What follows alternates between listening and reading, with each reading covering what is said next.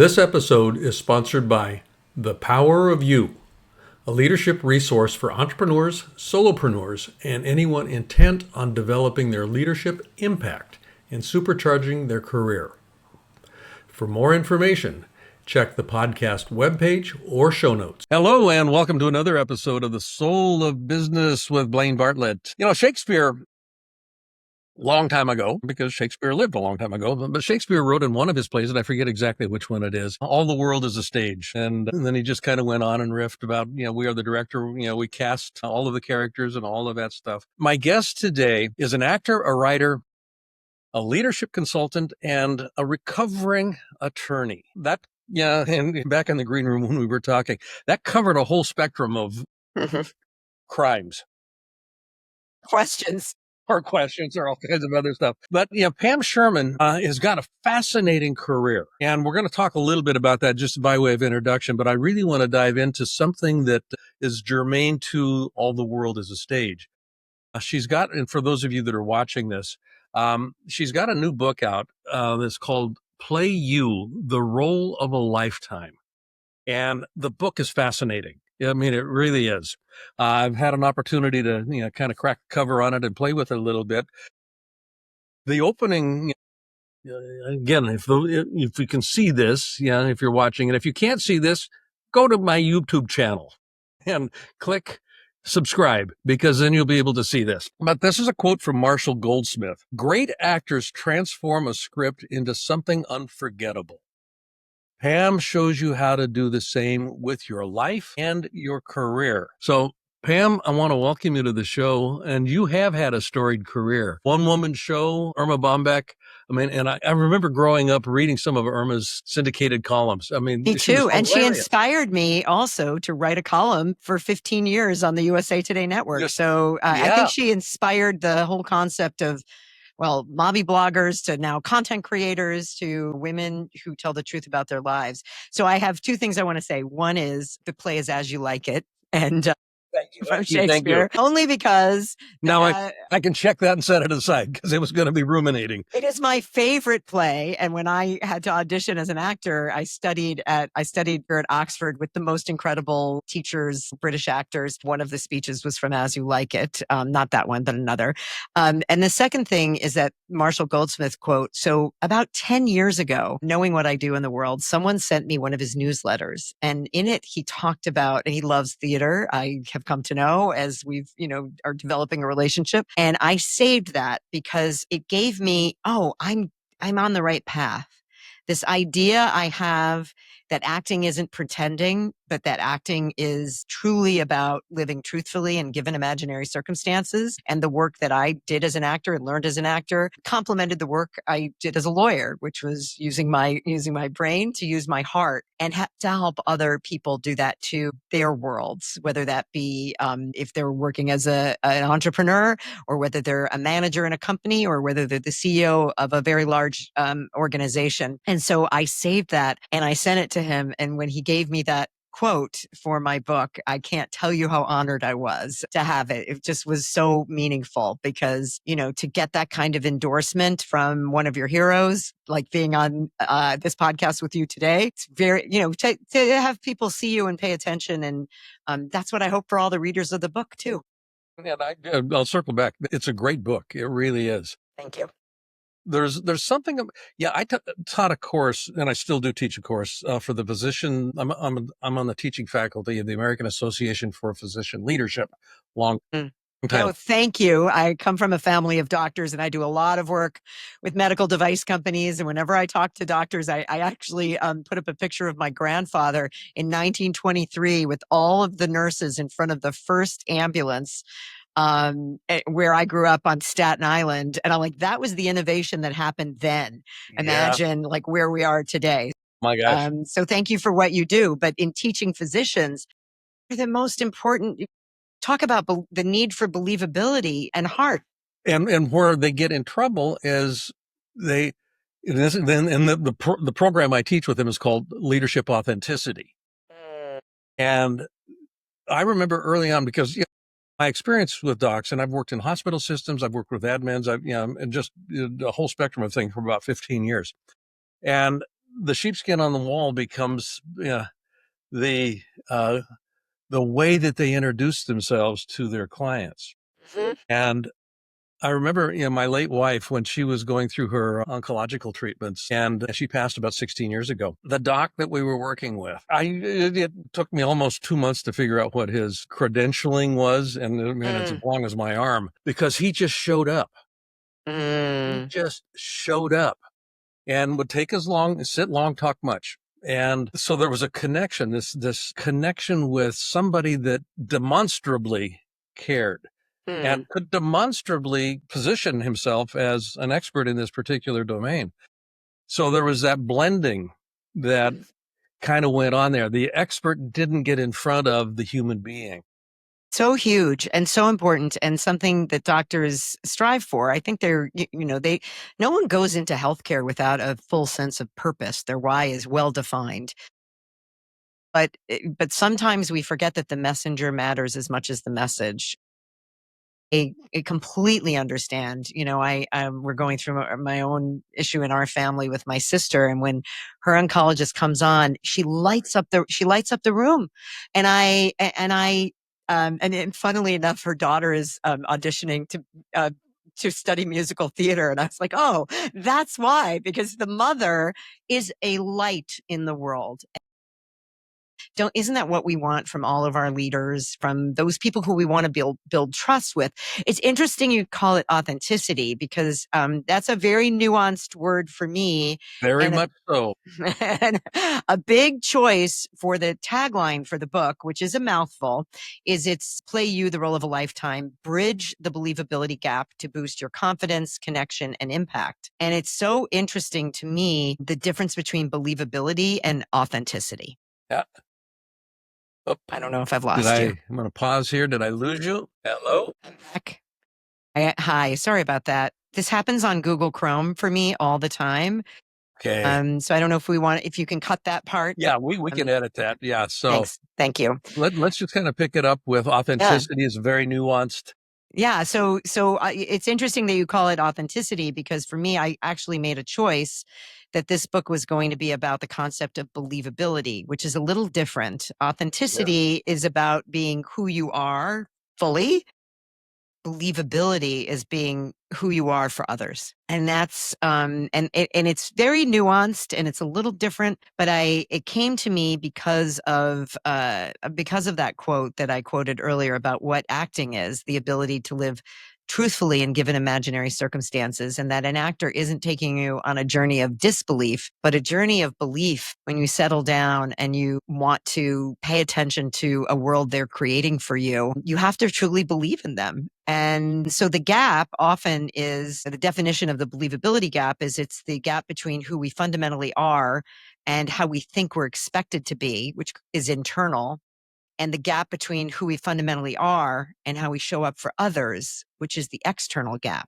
You can solve for one, but if you don't solve for the other, then that's the loss. And so to me, the quote that I say all the time to my clients is, you're not you in a vacuum. You are you for those you wish to impact, lead, and serve. And that cannot be forgotten. And to me, believability just becomes a golden thread between you and your audience. And that was the nuance for me. Yeah. I like the way that you described that. Because early on in that teaching of that program, I would get questions all the time. What do you mean by authenticity? And we would have, just kind of, okay, time out. Let's explore this. We went, I looked at Kierkegaard. I looked at Kant. I did philosophical treatises, all kinds of places here. And what I ended up with was a colloquial definition that authenticity is what I'm left with when I stop trying to impress you. That, yes, you've taken down the mask. Yeah.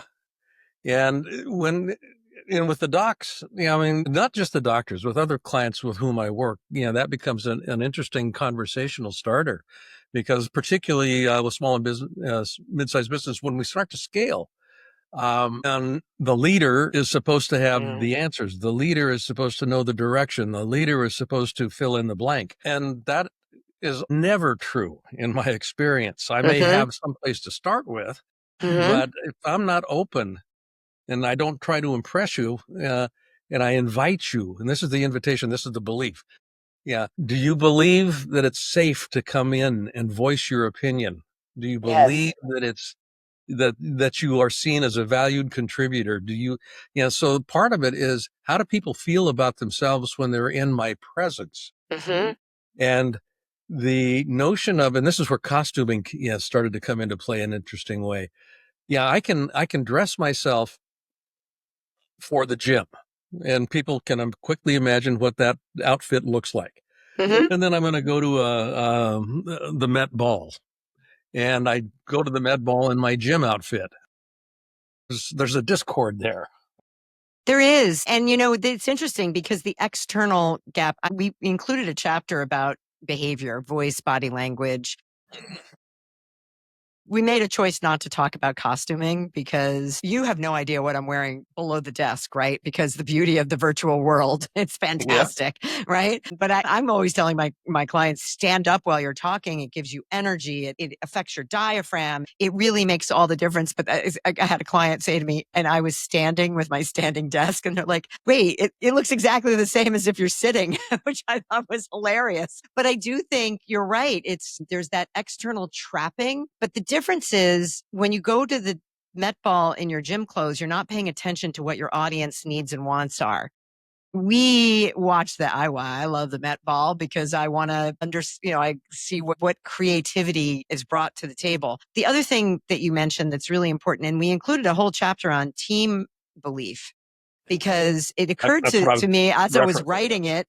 I'm like going through the chapters and I said, wait, you aren't, again, if you're not you in a vacuum and you're the leader, your teams, and I do this so much with leadership teams, you've got to break down. If I hear one more time, oh, everyone's siloed, and forget about feeling the ability to speak to the leader, right? You've got to trust each other and have that ability. Creativity and innovation comes from collaboration and breaking down walls and feeling like you can give each other feedback, and that it's not hierarchical, it's about the behavior. The way that I define leadership in the work I do is it's about influencing others, which takes command and control out of the mix. Hmm. So influencing is a state of being dynamic. Yeah. Yeah. Influencing others in order to co-create, there's ownership transference that has occurred here, co-creating coordinated movement in pursuit of a worthy ideal. So there's four elements: influencing, co-creation, coordinated movement, worthy ideal. And the Beautiful. worthy ideal actually goes in the front, but linguistically it had to go in the back. But the idea of influencing, in my experience, and I've been working in organizations for 40 plus years now as an external consultant. I've run organizations. I've founded a couple of them. All, as far as I can tell, all any organization is, and this is families as well as big multinationals, is a collection of people that are in relationship. Yes. That's all any organization ever is at the end of the day: collection of people in relationship. The idea of roles, because relationships are role faced or role. Yeah. What's the word I'd use here? Uh, Relationships tend to be organized around role interfaces. Yes. And those roles can be inhibit. And this is where the soul of the business actually begins to get quashed, is Mhm. because now we have, these, the mindset about boss. We have the mindset about follower. We have the mindset about silos, about my turf, about, Mhm. I, me, we, our, all of that stuff comes into play. In the work that you're doing here, bridging the believability gap, I'd be interested in, and you've done work with YPO, with EO, with Vistage, so you've worked with some pretty high powered individuals in these organizations. What difficulty do people have in those positions, in your experience, in letting the facade down? What's the Mm. difficulty? So interesting, because the people at the level that you're talking about in the Young Presidents Organization, they're much more open to letting the facade down, because it's the culture of the organization is about confidentiality. And I think it probably comes down to that. How can I, trust you? And do I have to show up in a kind of way as I'm the CEO? I mean, I was just working with a senior leader who's in the C-suite and said, can't they just follow me because of my title? And I thought that was wonderful, because I said, how do you feel about what you just said? And of course he said, no, they can't. I get it. Think it's not that they're not open to it. It's that they're not used to it. too often they are treated with deference. Too often their team comes to them to solve the problem instead of solving it themselves. Too often they feel like they need to check back because they have such a strong personality that they're not allowing the other players to do their part. And I thought your analogy of the small business that scales and they cannot be the CEO any longer, the solopreneur that moves up and scales has to learn how to trust their team, or you're never going to scale. I always say, what happens when you have 2,000 people working here? So there's a whole thing now about AI is going to remove the manager. And I was just reading a wonderful colleague of mine, Erica Keswin, who put out a newsletter about this today, and how Jack Dorsey wants everyone in the organization to report to him, 6,000 employees. And the answer is it's untenable. Do we have too many layers? Probably. But there is something to be said for someone learning how to lead others. There's something to be said for having somebody who's going to spin ideas off of, create. It's not about layers. It's about growth. How are your people going to develop and grow if they look up and, there's no place for them to go? AI isn't going to remove their roles. It's supposed to give them the opportunity to become critical thinkers, more creative and more innovative. And it shouldn't be about, I won't exist anymore. And that's why, frankly, they had better learn how to play themselves and be more human, because we need more humanity, not less right now. There you go. I've just said it. No, you raise a real interesting point there, because it has to do with the use of questions. Mm-hmm.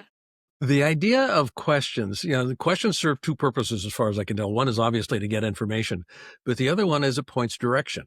And it sends people looking in certain directions for answers to whatever the question might be. With AI is a tool that enhances my ability to ask high quality questions. Yes. And if I can master high quality questioning, the tool becomes a very powerful resource for me. If I can't master the skill of asking high quality questions, then things get a little bit wonky and I might get replaced. The best teams are asking questions of each other all the time. Is this, the 5 whys, so that you can, really make sure what you're doing is right.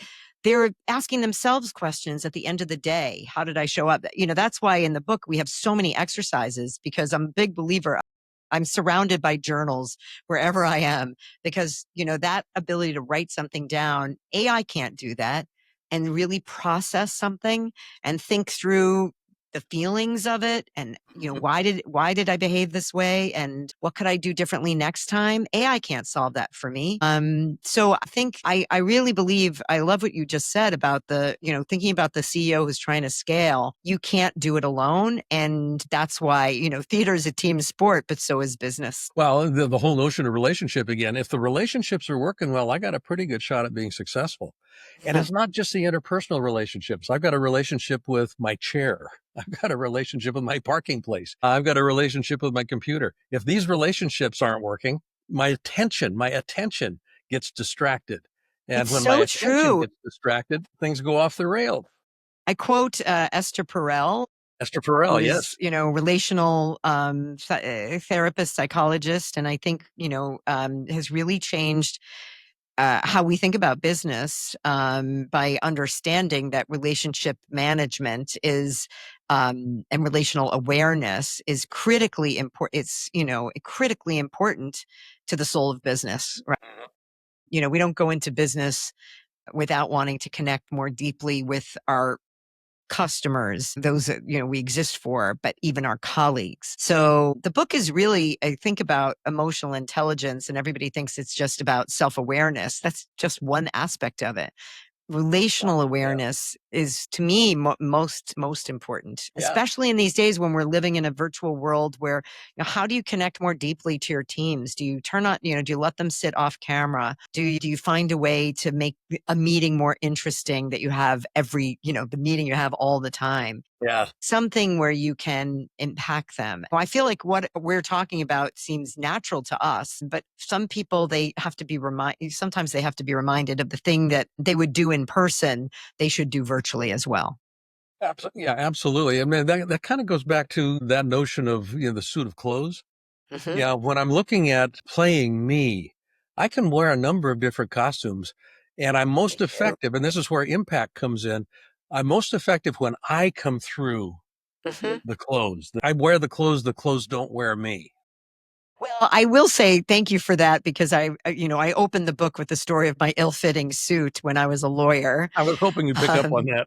and I became a lawyer a long time ago, and shoulder pads are out to here and cameos at the neck. And I have a picture that I actually put up when I give a keynote and basically say what a visionary my husband was because I don't look anything like that anymore. But the whole idea is the suit metaphorically felt uncomfortable too. I thought that being a lawyer would be like being a lawyer on TV, and it's nothing like that. I mean, it's wonderful. I love dancing on the head of the pin, and I love the way you think about the deep research that you do when you're trying to figure out what a word means. That's what lawyers do. That's what we bring to the table. And I was reaching the point where it was about my good judgment as much as it was about my ability to be a workhorse, right? Which was, that's important when you're first starting out. But I still felt uncomfortable. And it wasn't until I went back into a rehearsal studio at the Shakespeare Theater, by the way, Okay. with a spectacular actor, Ed Jarrow and Professor. And I learned that acting wasn't pretending at all, that these people were creating deep they were doing deep research and work on the characters they were playing. They were really paying attention to each other and learning how to listen carefully and like not just listen so that they could say their lines. It was listening to react. They cared about the audience and their experience, and they cared about all the creative elements that would bring something to life in that one moment, that moment of now, like being fully present. It was just an eye-opening moment, and it affected how I walked in the room. It did also affect my fashion, but it mostly affected how I showed up. It was still me, but what was dimming my light, I thought I had to dim my light to be a good lawyer, and instead what I needed to do was to amplify myself and to That's the shine my nature of rays. influence. That's the nature of influence. Yeah. Yeah. I influence through states of being. Speaking of acting, Daniel Defoe comes to mind. Mm. My left foot, Lincoln. I mean, Wait, and that's Daniel Day. I'm going to correct you because it's Daniel Day-Lewis Daniel Day-Lewis. I'm sorry. Yeah. Daniel and Day-Lewis. Willem Dafoe, and they And both are amazing. they both do it. Yes. Thank you. Thank you. I had the picture in my I mind. am your Trivial Pursuit friend. So anytime you want to Hey, we're going play, to partner up. I love Trivial Pursuit. yep, I'm really good at this. But yeah, he's what it's interesting because the actors like Daniel Day-Lewis he's really well known for don't speak to him out of character on set. Yep. I Which, was going to ask, so that the whole, way of embodying a persona. Mm. I've heard that, I mean, you can lose yourself in that if you're not particularly adept at keeping things marked out, which for me becomes kind of the definition of neurosis. Mhm. Over Yes. time. And it's think about it. Think about the toxic leader who thinks they have to behave it's the exact same thing. Yep, I was exactly. told I had to behave this way, and that's how I was gonna be directive, and I was gonna text people at all hours and, tell them how to do it instead of letting them fail forward or even learn how to do it right. And so I'm gonna be honest, I worry about that. I mean, look, he retired for a reason. It must have taken its toll. The performances are spectacular, but there is this kind of social psychosis that's going on there, that I just never ascribe to. It's probably why I appreciate, and, I'm a student of theater and acting, but I appreciate the work of Sanford Meisner, which was all about acting isn't acting at all. It's reacting. And, isn't Improvisation. that what a great, right? The rules of improv in business. Tina Fey wrote a great book once called Bossy Pants. And in it, she talks about the rules of improv in business, or someone took it. And I just love it because, and I don't teach improv, but of course, this is an improv, Blaine. I didn't know Life is where an we were going to improv. go. Life is an improv, right? So you don't know what you're going to say. Can you plan for it? Can you be prepared? That's wonderful. But you also have to be prepared for not knowing what's going to happen. And that is the fun of business, isn't it? I think. I absolutely, metaphorically, when I was born, I was given a ticket. It said admit one. That's all it said. Yeah, there was Right. no fine print on it. And I get to No. make it up. I admit one. So it is improv. And I mean, I used to take leaders through improv programs as part of some of the leadership development work we did. And they loved it. That scared the devil out of them oftentimes, but they Yes. loved it at the end of the day. I always walk into a room of engineers and finance people and realize they're way more afraid of me than I am of them. And it's funny because, again, when I started my business, University of Virginia, the Darden School of Business had a class where it was a winter semester class where students would come together to produce a play. It was taught by a professor of ethics and a professor of theater. And Perfect it went on combination. for many, many years. Well, because if you think about it, a business is an ethical enterprise. If you pay attention Ideally. to that, Yeah. ideally, but how we behave with each other, is part of an ethical construct. And they wanted to see what would happen. They had to appoint a leader, aka a director. They had to write the script. They had to produce the show. And I kept that article because I thought, it isn't about like, hey kids, let's put on a show. It's let's work hard to create something that's going to make a difference for the audience, and how we behave together and how we treat each other matters. And I guess that's at the soul of business, right? That's the heart That of is the what you're talking about. definition of a successful business right there. Right. So That is that just meant so much to me. And so, for a long time, it was really interesting. I actually stopped talking about the acting metaphor. I, again, started my leadership consulting, started working with, Fortune 50 companies. And instead I was bringing in all my research about storytelling, the research around how it affects us, the neuroscience of it, because I needed to prove the point to to those investment bankers who wouldn't believe me. And I was doing exactly what your doctors were doing and I was forgetting myself.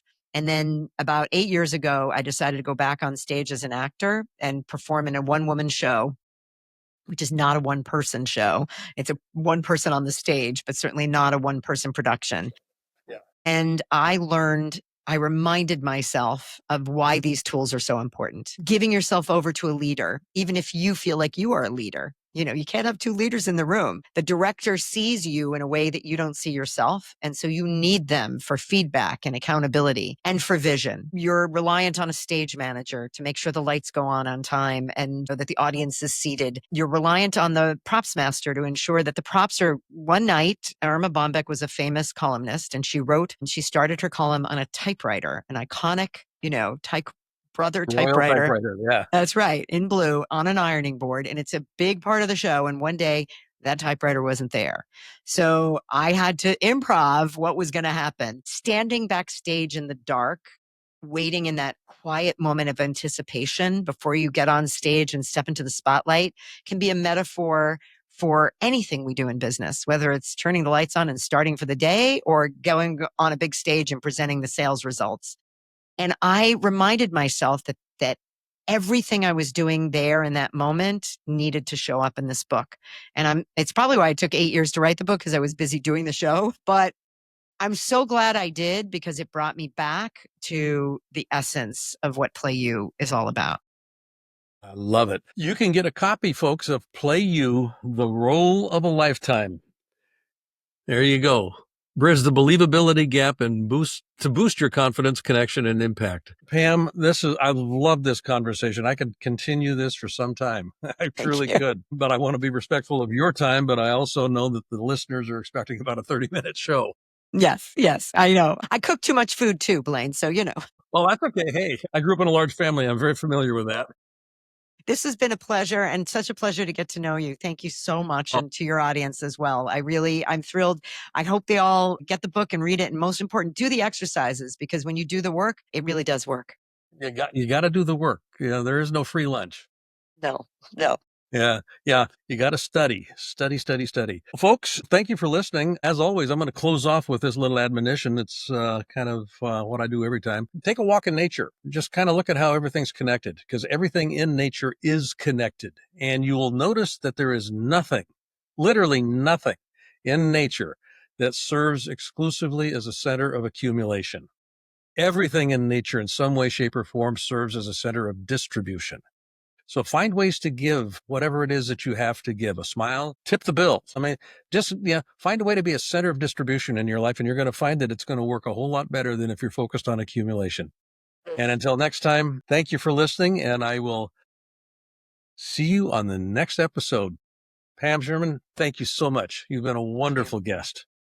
Thank you so much. This is amazing. I can't wait to watch it and also to stay in touch. Thank you for this. This episode is sponsored by The Power of You, a leadership resource for entrepreneurs, solopreneurs, and anyone intent on developing their leadership impact and supercharging their career. For more information, check the podcast webpage or show notes. Hi, I'd like to ask you to do something for me if you wouldn't mind. If you like this episode, I'd like you to not only subscribe on your favorite site, but I'd also like you to give a rating. Ideally, a 5-star rating would be greatly appreciated. But I think more importantly also would be just some comments. That helps with the algorithm and it helps build the audience with this. And more than anything else, if you could invite somebody else to listen, just share this episode with a friend, with a colleague. And I'd like to see how we can grow the soul of business. I think it makes a difference. Thanks.